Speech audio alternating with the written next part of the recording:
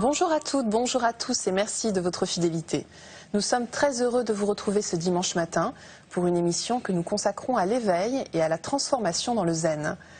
Car faire l'expérience de la réalité de l'être et d'une transformation de nous-mêmes, de notre mode de conscience, de notre quotidien et de notre action dans le monde nécessite l'intégration de la voix au quotidien et la prise de conscience du sens de notre existence. Alors qu'est-ce que l'éveil plus précisément? À quoi s'éveille-t-on? En quoi consiste cette transformation? Je vous propose de retrouver pour en parler avec nous Roland Reich. Roland Reich, bonjour. Bonjour.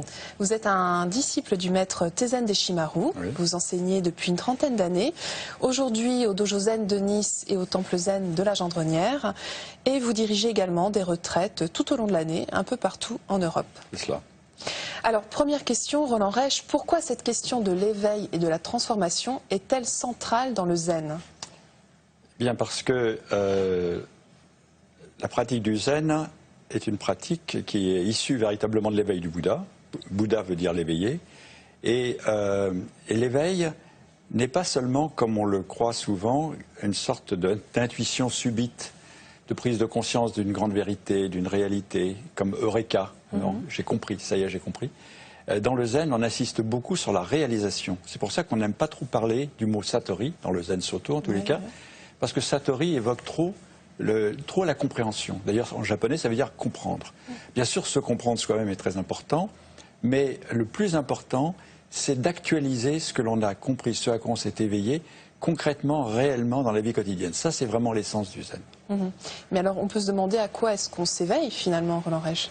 Alors, on s'éveille fondamentalement à la véritable nature de notre existence. Je crois que tant qu'on n'a pas réalisé cet éveil à la nature profonde de notre existence, c'est-à-dire au fait que notre petit ego n'est que la surface de nous-mêmes et que la profondeur de notre être, c'est un état d'être en totale unité avec toutes les existences de l'univers, d'être un avec, eh bien, tant qu'on n'a pas réalisé ça, on se sent comme enfermé en soi-même, à l'étroit, on ne respire pas vraiment comme il faut. On n'actualise pas la réalité profonde de notre existence. Et donc, on ressent nécessairement de l'insatisfaction. Le Bouddha parlait de dukkha, la souffrance. La souffrance, c'est vraiment la souffrance de ne pas être éveillé. Mais la plupart du temps, on ne se rend pas compte de la cause de cette souffrance. Et donc, du coup, on pense qu'on souffre parce qu'il nous manque quelque chose. En réalité, il ne nous manque rien. Ce que nous le sommes depuis l'origine. Sauf que ce qui nous manque, c'est à en prendre conscience. Et ayant pris conscience de ce que nous sommes en réalité, de l'actualiser dans notre façon de vivre le quotidien. Donc finalement, c'est à la fois se connaître soi-même et s'oublier soi-même. Absolument, parce que s'oublier soi-même, ce n'est pas de la négligence, ce n'est pas une espèce d'oubli malencontreux. C'est abandonner, lâcher prise avec notre identification au petit ego, qui certes est important parce que nous avons besoin d'avoir un sentiment d'unité et d'identité personnelle, mais ce n'est pas la totalité de notre être, loin de là. Donc, quand on parle de s'oublier soi-même, ça veut dire lâcher prise avec ce que l'on pense être soi et qui n'est pas la réalité. Ce sont un peu nos illusions. Moi, je suis quelqu'un comme ceci, comme cela, avec tel projet, telle carrière, telles ambitions, telle histoire, tel karma. Enfin, tout ce que l'on peut essayer de mettre ensemble pour se constituer une sorte de personnage. Et ça occulte quelque chose de beaucoup plus profond. C'est ce qui fait le dynamisme de notre vie, c'est d'être constamment relié et à chaque instant à tous les êtres de l'univers et de vivre profondément cette unité, c'est l'actualisation de l'éveil.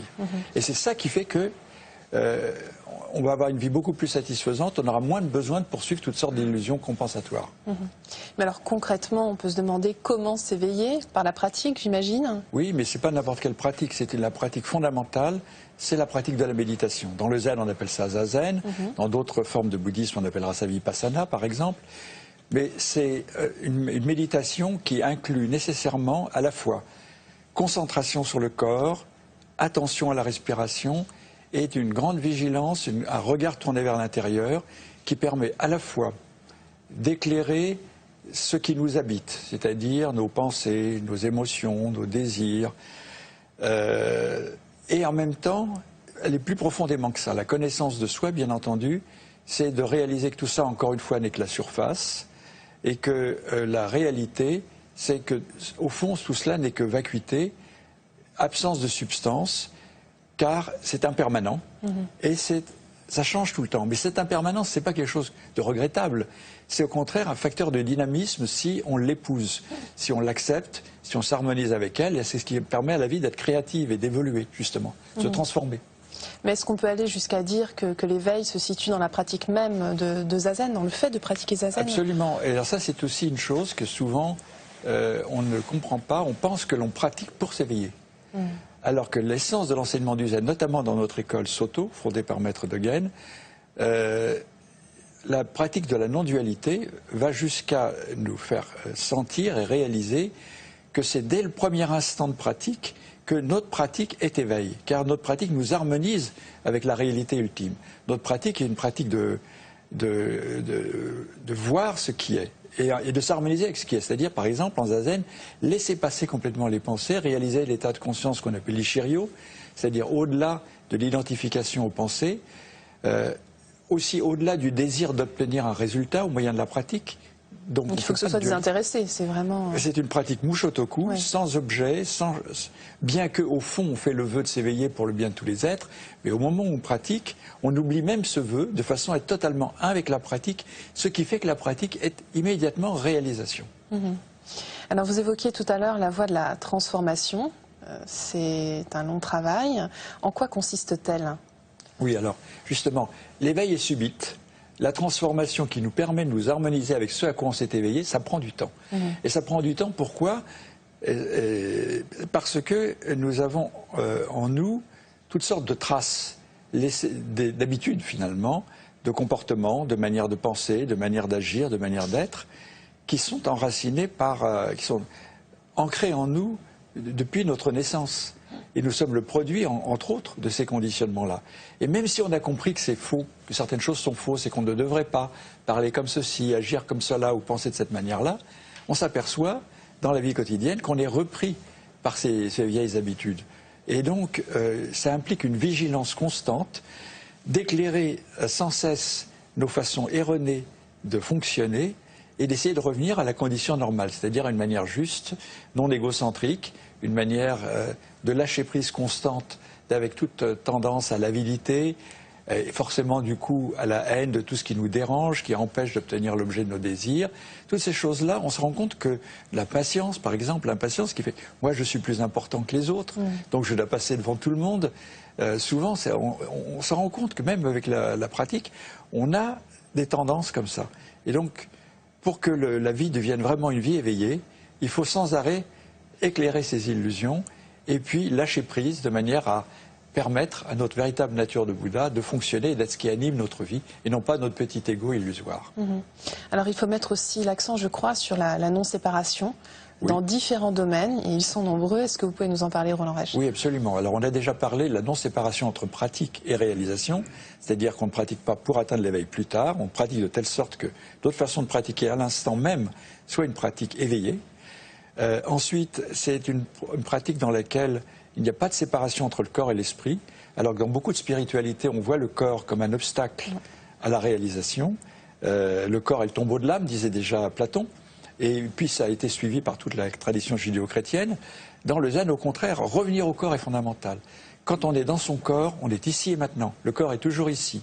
La respiration est maintenant. Donc être un avec son corps, c'est vraiment être dans l'ici et maintenant, donc déjà avoir une attitude éveillée dans la vie. Ensuite, il y a la non-séparation d'avec les autres. Ça, c'est fondamental. La véritable sagesse, c'est pas seulement de comprendre l'interdépendance, c'est de l'actualiser en étant constamment un avec tous les êtres que nous rencontrons, en nous sentant en unité avec, et en tirant toutes les conséquences. C'est-à-dire en ne se permettant plus d'occasionner de la souffrance aux autres, en étant vraiment dans la compassion, dans la bienveillance.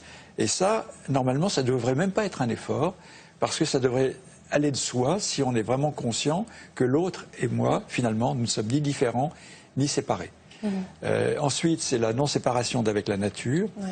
Pas seulement notre nature profonde, nature de Bouddha, mais au fond, ça se rejoint, parce que la nature, c'est que nous faisons partie de la nature, alors que la mentalité occidentale, depuis fort longtemps, c'est de considérer la nature comme une source de richesse, d'approvisionnement pour satisfaire nos besoins. Bien sûr, c'est en partie cela, mais c'est surtout que nous faisons partie de la nature et nous ne vivons que parce que la nature nous permet d'exister, subvient à nos besoins. Et en plus de ça, être un avec la nature, c'est abandonner l'esprit technicien qui veut maîtriser, transformer, utiliser, exploiter, et retrouver une vision plus poétique de la nature, c'est-à-dire cette capacité de communier avec la nature, d'en éprouver de la joie et du coup du respect aussi. Et finalement, ça nous permettra d'avoir une attitude écologique qui ne sera pas contrainte par des lois et des règlements, mais qui vient du cœur, qui vient du fait que abîmer la nature, c'est s'abîmer soi-même. Et donc, ça va jusqu'à ne pas cueillir une fleur, voilà, pour la laisser pour la contemplation des autres aussi, par exemple. Mais alors finalement, est-ce que tout cela ne revient pas à dire que ces transformations nous ramènent à notre propre nature, notre nature de Bouddha? Notre nature de Bouddha, et alors je voulais dire aussi que l'autre unité fondamentale, c'est l'unité avec Dieu ou Bouddha. Dans le Maître Deshimaru, il me disait toujours, il mettait sur le même plan Dieu et Bouddha. Alors on pourrait épiloguer longtemps là-dessus, mais en tous les cas, notre nature essentielle, qui est en même temps la véritable nature de tout l'univers et de toutes les existences, qu'on appelle nature de Bouddha, eh bien, il est important à la fois d'en prendre conscience, mais surtout de fonctionner en harmonie avec elle, et c'est-à-dire en actualisant l'interdépendance avec tous les êtres. Alors pour conclure cette émission, Roland Reich, est-ce que finalement on ne peut pas dire qu'à travers cette transformation, on gagne également en liberté? Oui, absolument. Et la liberté, d'ailleurs, est un des objectifs fondamentaux de la pratique du Dharma du Bouddha. Il s'agit de se libérer de tout ce qui entrave un fonctionnement harmonieux de notre existence. Donc se libérer de ce qu'on appelle les poisons, que sont l'avidité, la haine, l'ignorance, la jalousie, l'égocentrisme en général. Alors, se libérer de ces obstacles en vivant en harmonie avec ce que nous sommes au fond et en réalité. Et c'est ainsi que l'on peut être véritablement libre. Parce que si on essaye de pratiquer une voie spirituelle en allant à l'encontre de nos manières de fonctionner habituelles, en luttant contre, eh bien, il n'y a pas de véritable liberté. On est encore dans un désir d'obtention de quelque chose, d'une perfection spirituelle, de supprimer les illusions, etc. Par contre, si on enracine notre pratique dans une pratique de méditation qui transforme notre manière intérieure d'être, eh bien, ces poisons, ces entraves à notre liberté vont se dissoudre peu à peu, à condition d'être vigilant et de pratiquer.